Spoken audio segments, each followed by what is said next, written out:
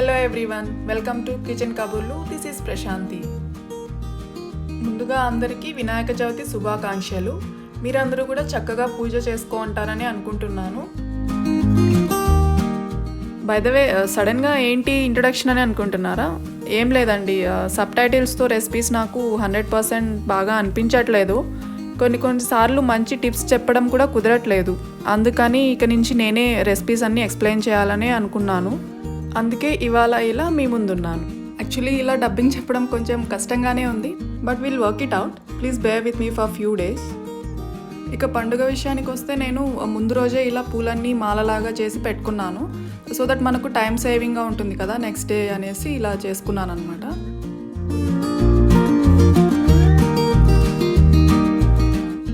భలే కలర్ఫుల్గా ఉన్నాయి కదా ఈ బంతి పూలు చూడ్డానికి.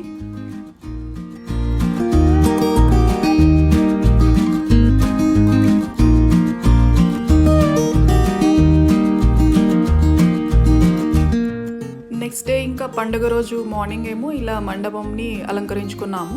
అక్కడ గ్రీన్ కలర్ పేపర్ కటింగ్ కనిపిస్తుంది కదా వినాయక స్వామి, అది అభిరామ్ చేశాడు తన స్కూల్ యాక్టివిటీ కోసం. సో అది కూడా ఇక్కడ స్టిక్ చేసాము పండుగ రోజు.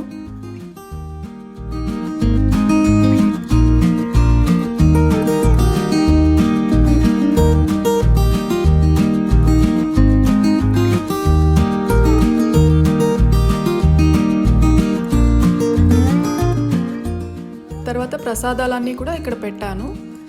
మోదకాలు ఏంటి కొంచెం ఎల్లోగా ఉన్నాయి అనుకుంటున్నారా?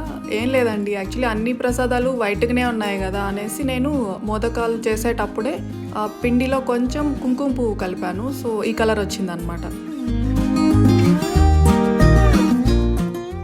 తర్వాత మంచిగా పూజ చేసుకున్నామండి. మొదట పసుపు గణపతికి, తర్వాత మట్టి వినాయక స్వామికి పూజ చేసుకున్నాము.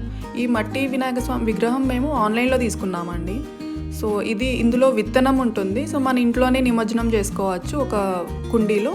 తర్వాత అందులో నుంచి మనకు ఏదైనా ఒక ప్లాంట్ వస్తుంది అన్నమాట.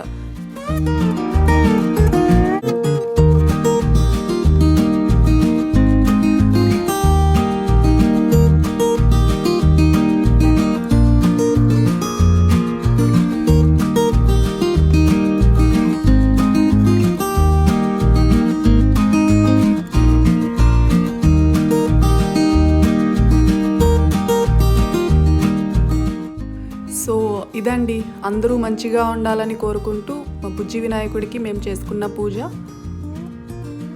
Thanks for watching. Please subscribe to my channel. కొత్త రెసిపీస్ని ఎప్పుడూ మీకు ఇవ్వడానికి ట్రై చేస్తాను ఈజీగా ఉండేలాగా. Thanks for watching.